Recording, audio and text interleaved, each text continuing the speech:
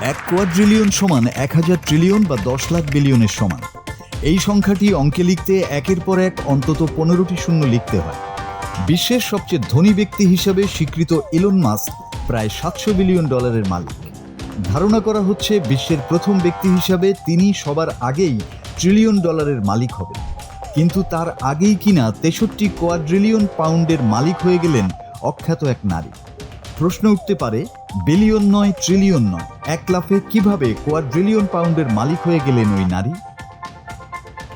যুক্তরাজ্যের tabloid the metro জানিয়েছে, মূলত কফি কিনতে গিয়েই বিশ্বের সবচেয়ে ধনী নারী হয়ে ওঠেন 29 বছর বয়সী ব্রিটিশ ব্যবসায়ী সোফি ডাউনি। যুক্তরাজ্যের নটিংহাম শহরের একটি ক্যাফেতে মাত্র 10 পাউন্ডের গিফট কার্ড দিয়ে ম্যাচা লাতে কফি কিনতে গিয়েছিলেন তিনি।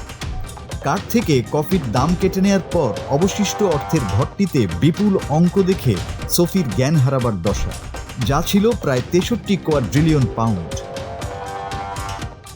ঘটনাটি ঘটেছে 200 ডিগ্রিজ নামের একটি কফি শপে।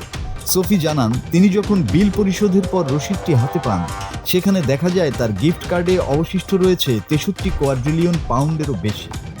অস্বাভাবিক এই অঙ্ক দেখে ক্যাফের কর্মীরাও বিভ্রান্ত হয়ে পড়ে।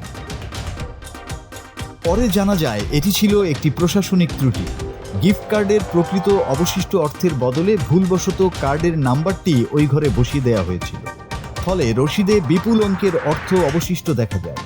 বাস্তবে সোফির কার্ডে অবশিষ্ট ছিল মাত্র 4.85 পাউন্ড, যা দিয়ে তিনি আরেকটি পানীয় কিনে নেন।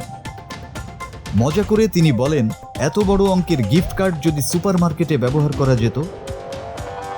এই বিষয়ে 200 ডিগ্রিজ কফি শপের এক মুখপাত্র জানান, প্রযুক্তিগত ও প্রশাসনিক ভুলের কারণেই গিফট কার্ড নম্বরটি ভুল জায়গায় এন্ট্রি হয়েছিল। মাসুদ হাসান, বাংলা টিভি।